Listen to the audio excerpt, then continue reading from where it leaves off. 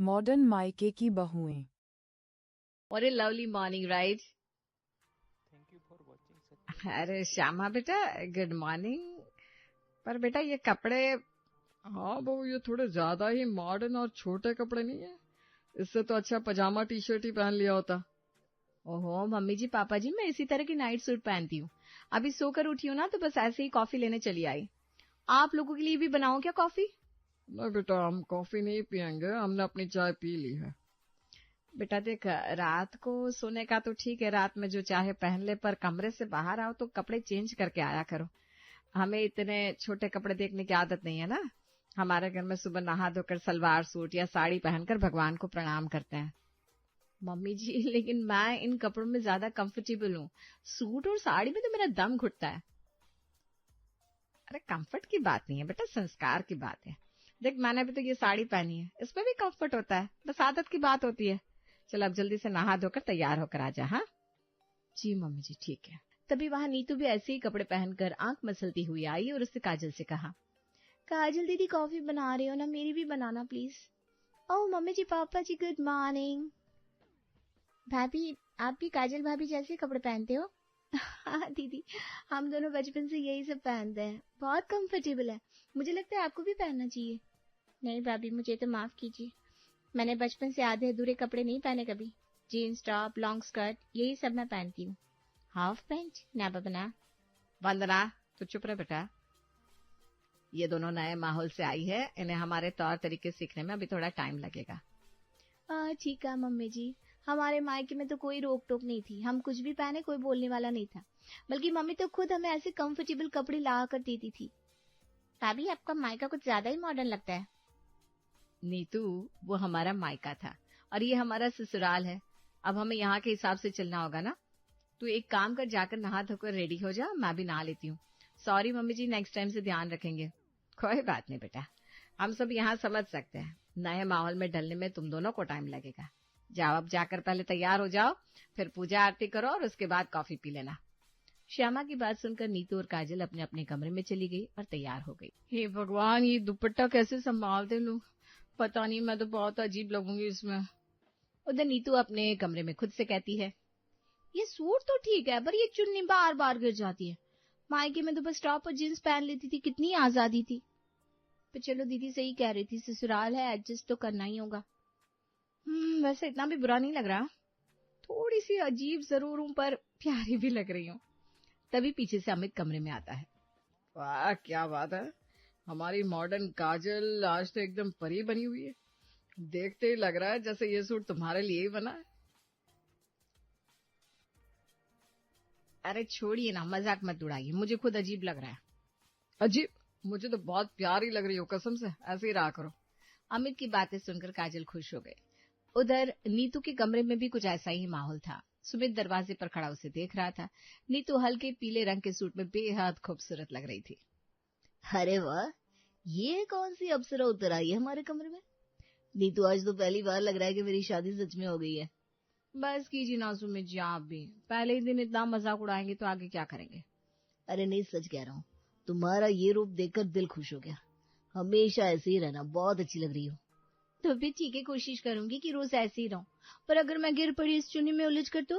अरे मैं तुम्हें गिरने ही नहीं दूंगा, टेंशन मत करो। अब नीतू भी खुश थी, दोनों बहनें अब तैयार थी। घर के बाकी लोगों ने भी इस ड्रेस में उनकी बहुत तारीफ की और इस तरह अब उन्होंने तय किया कि आगे से वो ऐसी ही रहेंगी। कहते हैं ना, प्यार सब कुछ बदल सकता है। अगले दिन रात को 8 बजे काजल ने श्यामा से कहा, मम्मी जी मैं खाना बना देती हूँ, आप खा लीजिए, फिर आपको टाइम पर दवाइयाँ भी लेनी होती है ना, बताइए क्या दूं? अरे नहीं बेटा, सबको आ जाने दो ऑफिस से। हमारे घर में ना रात का खाना सब साथ में बैठकर ही खाते हैं। दिन में तो सब काम पर चले जाते हैं, इसलिए शाम का वक्त ही ऐसा होता है जब पूरा परिवार साथ होता है। मतलब सब साथ में बैठकर एक ही टाइप का खाना खाते हैं? मम्मी जी, हमारे मायके में तो ऐसा नहीं था, जिसे जो भूख लगती थी वो खा लेता था। मम्मी तो अपनी किटी पार्टीज में बिजी रहती थी, पापा अपने बिजनेस में बिजी, और हम बहनों का तो मूड पर डिपेंड करता था, कभी मैगी, कभी पिज्जा, कभी सैंडविच बना लेते थे। ऐसे साथ बैठकर खाना मैंने कभी नहीं खाया बचपन में। अरे बेटा, हर घर की अपनी परंपरा होती है। हमारे यहाँ तो बरसों से यही रिवाज चला आ रहा है कि सब एक साथ बैठकर खाना खाते हैं, बातें करते हैं, दिन भर की बातें शेयर करते हैं। यही तो घर का असली आनंद होता है। और ये नियम सिर्फ खाने का नहीं है, बल्कि रिश्तों को जोड़ने का भी है। साथ बैठकर खाने से अपनापन बढ़ता है। जी पापा जी, नीतू और मैं मिलकर सबके लिए खाना बना देते हैं। क्या बनाना है खाने में बता दीजिए। बेटा, खाने में आलू मटर की सब्जी, भिंडी की सब्जी और रोटियां बना लेना। मम्मी जी, क्या सभी लोग यही खाना खाएंगे? हाँ बेटा, हमारे यहाँ तो ऐसा ही है, जो बनता है सभी खा लेते हैं। तुम दोनों को अगर कुछ अलग खाना हो तो अपने लिए बना लो। ठीक है मम्मी जी, हम किचन में जाते हैं। ऐसा कहकर दोनों बहनें किचन में चली गई। तभी नीतू ने काजल से पूछा, काजल दीदी, अब ये क्या नया ड्रामा है? जिसे जो भूख लगे तब वो खाना खा नहीं सकता? सबका वेट करो, सब आ जाए फिर खाना खाओ, अच्छी आफत है। हाँ, थोड़ा अलग तो है, पर क्या कर सकते हैं, यहाँ के रूल्स तो फॉलो करने पड़ेंगे ना। ऊपर से ये रोटी सब्जी खानी पड़ेगी। हाँ दीदी, अब रात में मैगी नहीं खा सकते हम। खैर चलिए दीदी, अब खाना खा लेते हैं। हाँ, नहीं तो मैं भिंडी काट देती हूँ, तब तक आटा गूंथ ले। और इसी तरह दोनों ने मिलकर खाना बनाया और फिर टेबल पर लगा दिया। थोड़ी देर में सब ऑफिस से आए और खाना खाने टेबल पर आ गए। काजल बेटा, अब सबके लिए खाना परोस दो, और तुम दोनों भी आ जाओ साथ में। मम्मी जी, आप लोग खाइए ना, हम बाद में खा लेंगे। बाद में क्यों? हमने कहा ना, हमारे घर में सब साथ में बैठकर खाना खाता है। तुम भी इस घर का हिस्सा हो, सबके साथ बैठकर खाना खाओगे। आओ। हाँ भाभी, पापा बिल्कुल ठीक कह रहे हैं। खाने की खुशबू तो बड़ी अच्छी आ रही है। लगता है खाना बड़ा टेस्टी बना होगा। तो खाकर बताइए ना दीदी, खाना कैसा बना है। काजल और नीतू ने सबको खाना सर्व किया और फिर खुद खाने बैठ गई। तभी राधेश्याम ने कहा, खाना तो वाकई अच्छा बना है बेटा। बस पापा, ज्यादा तारीफ मत करिए दोनों की, नहीं तो सर चढ़ जाएंगी।